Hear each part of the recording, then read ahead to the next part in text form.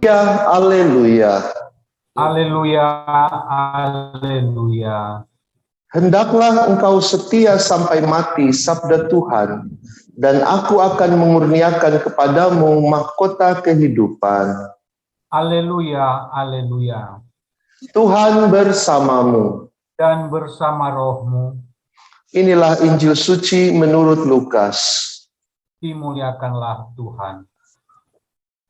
Ketika itu beberapa orang berbicara tentang bait Allah dan mengagumi bangunan yang dihiasi dengan batu indah dan berbagai macam barang persembahan.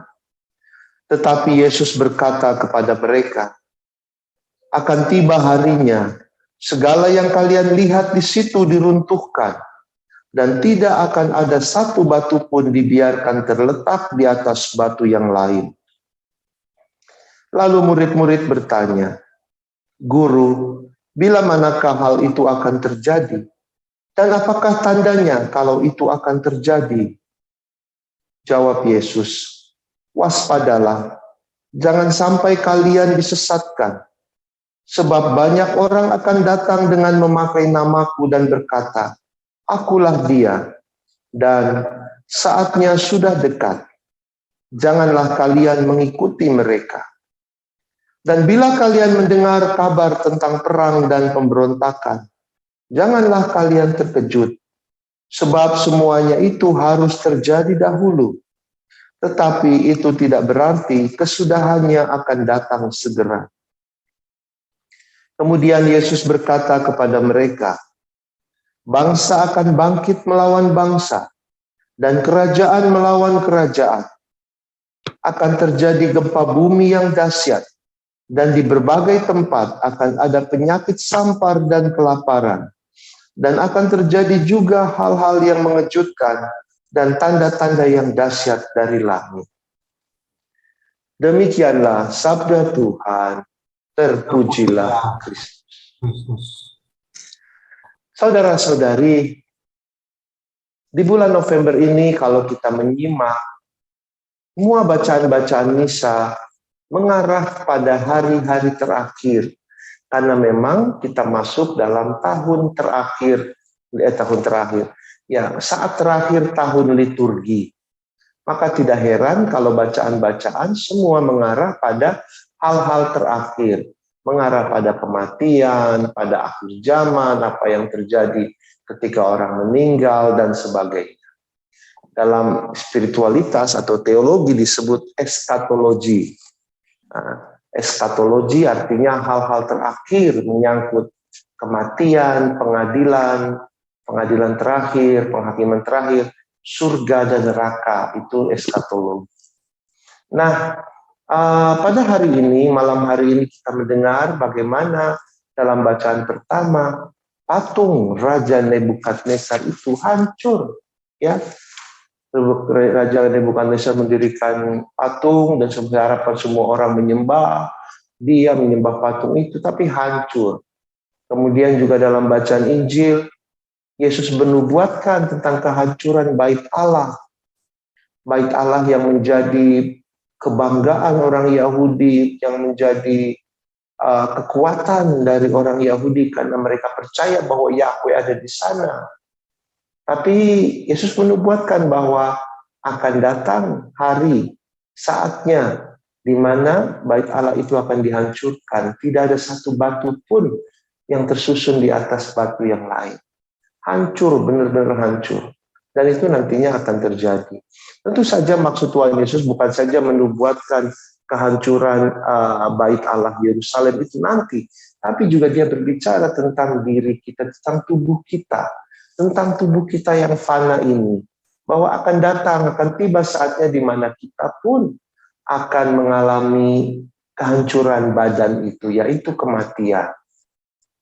Dan itulah sebabnya Yesus mengatakan, percuma kita mendandani bait Allah, percuma kita mendandani tubuh-tubuh kita kalau di dalamnya kita tidak mempunyai roh itu, spirit itu, semangat itu, jiwa itu, yang adalah tempat bersemayam Tuhan.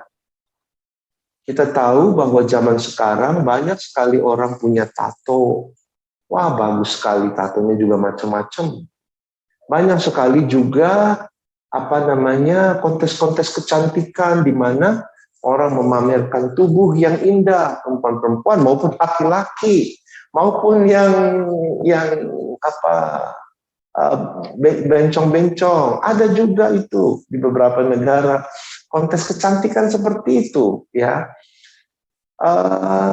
Sehingga kecantikan dinilai memang dari dalam, tetapi juga dilihat dari luar juga. Ya, itu urusan mereka, tapi bagi kita orang beriman, hendaknya kita tidak fokus ke sana. Ya, untuk apa punya tubuh yang indah, tubuh yang bagus?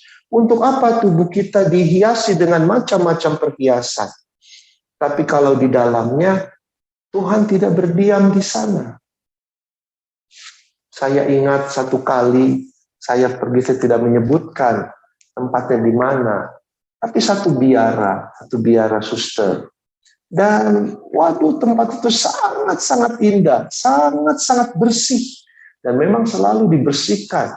Sepertinya para suster itu membersihkan biara, ngepel sehari mungkin 3 kali. Pernah satu kali saya sedang berjalan, tiba-tiba di belakang saya ada suster ngikutin saya dengan kain pelan di belakang saya. Ya mungkin bercanda bahwa bukan karena saya sedang jalan di belakangnya ngikutin kain pel. Dan mungkin memang saat itu sedang ada kebersihan ngepel. Bersih sekali, indah sekali. Tapi kemudian ada seorang duta besar sebenarnya, ya, dia mengatakan, memang indah, bagus sekali. Tapi Yesus tidak ada di sini, katanya seperti itu. Karena apa? Karena tidak melihat adanya banyak orang yang susah, yang ditolongi. Jadi tempat itu kayaknya sungguh-sungguh hanya seperti tempat yang nyaman untuk religius tinggal. Dan itu memang benar, itu tidak baik, ya. Dalam artian tempat bisa bagus, rumah bisa bagus segala macam, tapi ingat, lihat apakah roh Tuhan ada di sana. Apakah itu menjadi tempat semayamnya Tuhan? Nah, itu ngomongin tentang rumah. Tapi kita balik lagi ke topik, kita bicara tentang tubuh kita. Ya, percuma kita punya macam-macam. Ingat juga ya, percuma kita punya berdevosi sangat kuat terhadap seorang kudus termasuk Padre Pio. Percuma kita kalau kita banyak-banyak doa, banyak-banyak ziarah segala macam.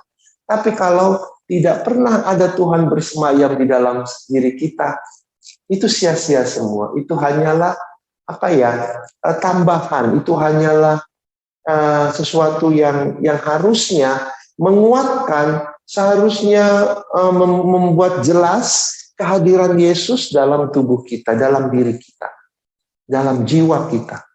Dan itu diperkuat oleh sakramen Ekaristi. Itulah sebabnya sakramen Ekaristi sungguh-sungguh sangat penting dalam kehidupan kita. Dia tidak boleh menggantikan ziarah. Maksudnya ziarah tidak boleh menggantikan Ekaristi. Devosi kepada yang lain-lain tidak boleh menggantikan Ekaristi. Ya, macam-macam patung-patung religius apa segala macam tidak boleh menggantikan Ekaristi. Percuma kita punya itu semua, tapi kalau kita tidak mencintai Ekaristi, itu percuma. Karena di dalam Ekaristi kita menerima tubuh Kristus, kita membiarkan Tuhan Yesus bersemayam dalam diri kita, dan kita berusaha untuk menjaga Yesus yang hadir dalam diri kita.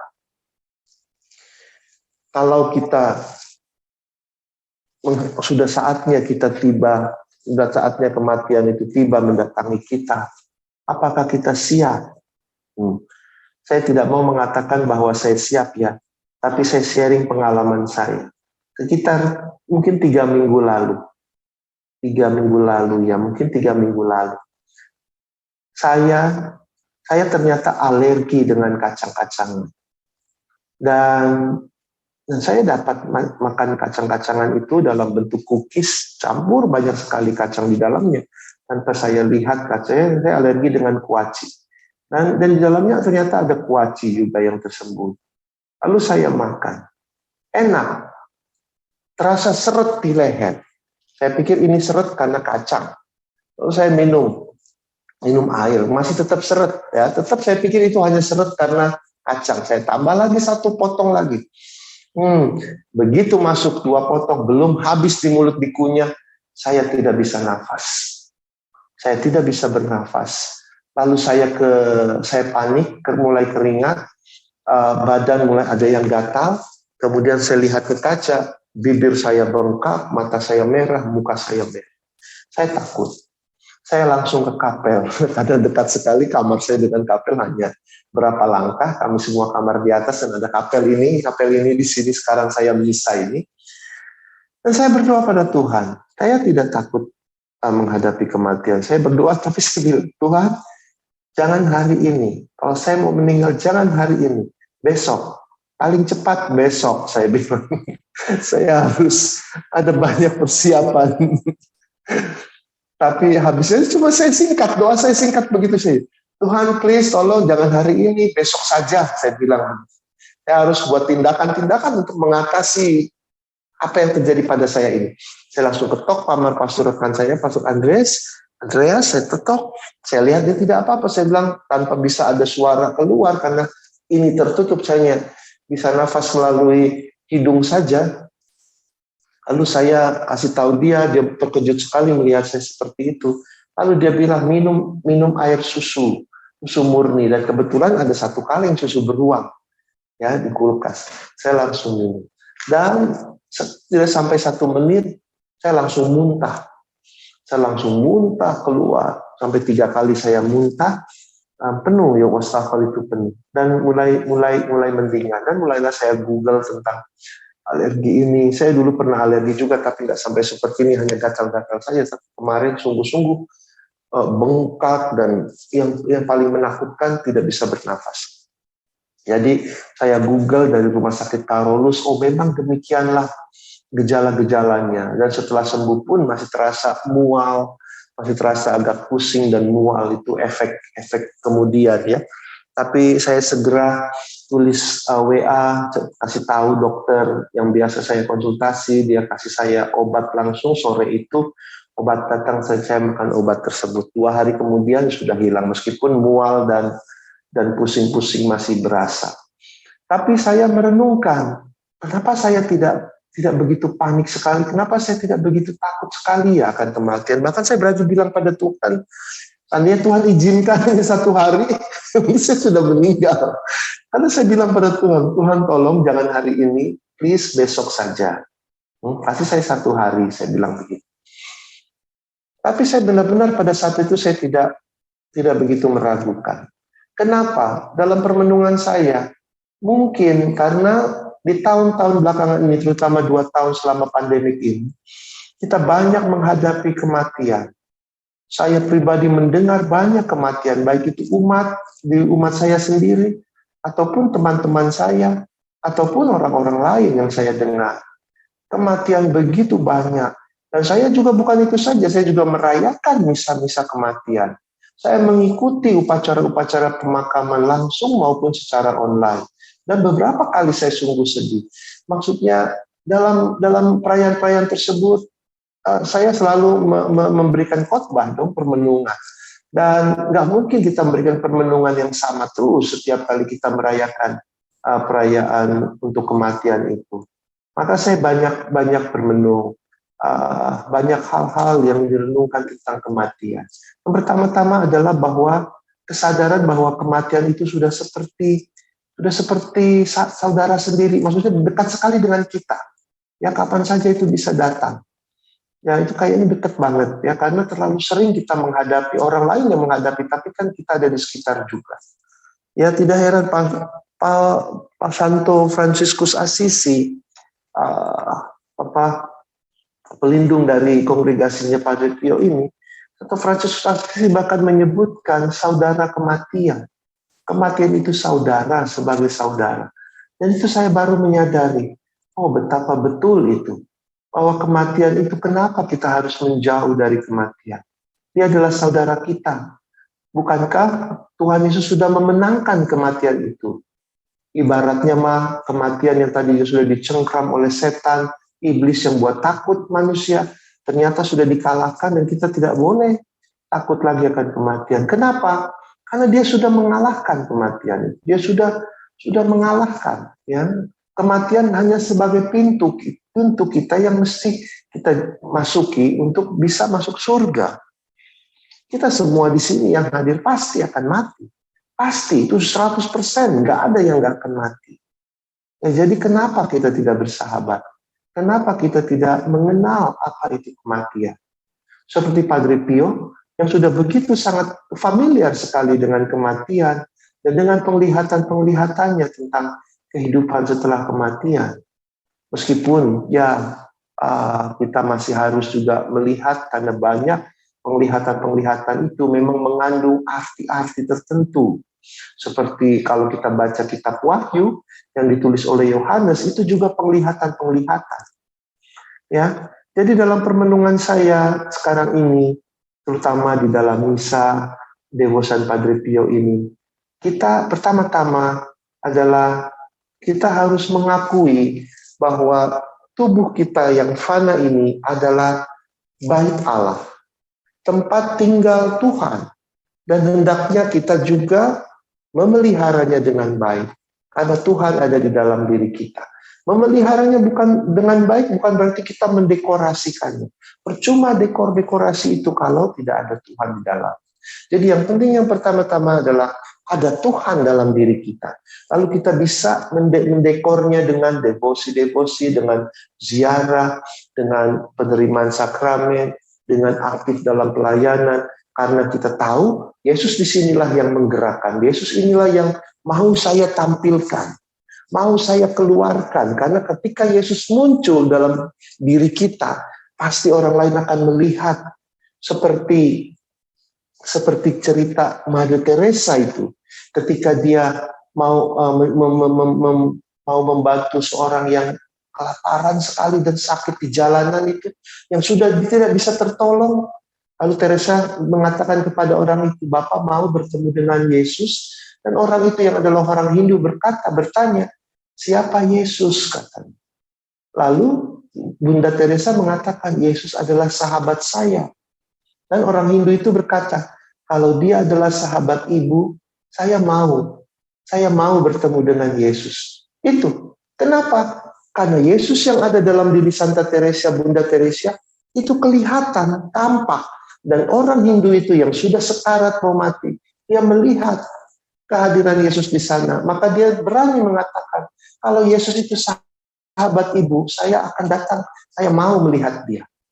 Nah, jadi itu yang pertama. Ya, sadarlah bahwa tubuh kita ini fana, tapi Tuhan Yesus bersemayam di sana. Allah kita bersemayam di sana karena pembaptisan. Yang kedua, bahwa hendaknya tubuh kita suatu saat itu akan hancur dalam kematian. Maka yang penting adalah bagaimana kita mencari harta rohani. Ya, bagaimana kita menumbuh kembangkan itu, kehidupan ilahi itu. Ya, melewat perayaan Ekaristi. Yang pertama-tama harus mantap, harus yang pertama-tama sebagai yang terutama dalam kehidupan seorang devosan Padre Pio adalah cinta kepada Ekaristi. Lihat film Padre Pio, bagaimana dia merayakan Ekaristi, bagaimana kecintaannya kepada Ekaristi. Itu yang kedua. Yang ketiga, karena berhubungan dengan cerita saya tadi, dengan apa yang saya katakan tentang kematian, marilah kita menjadikan tujuan hidup kita. Kematian itu sebagai tujuan hidup kita, bukan berarti kita harus buru-buru mati ya, bunuh diri atau sengaja membahayakan diri karena kematian. Tidak. Maksudnya seorang pengikut Kristus harus punya visi untuk menuju ke sana.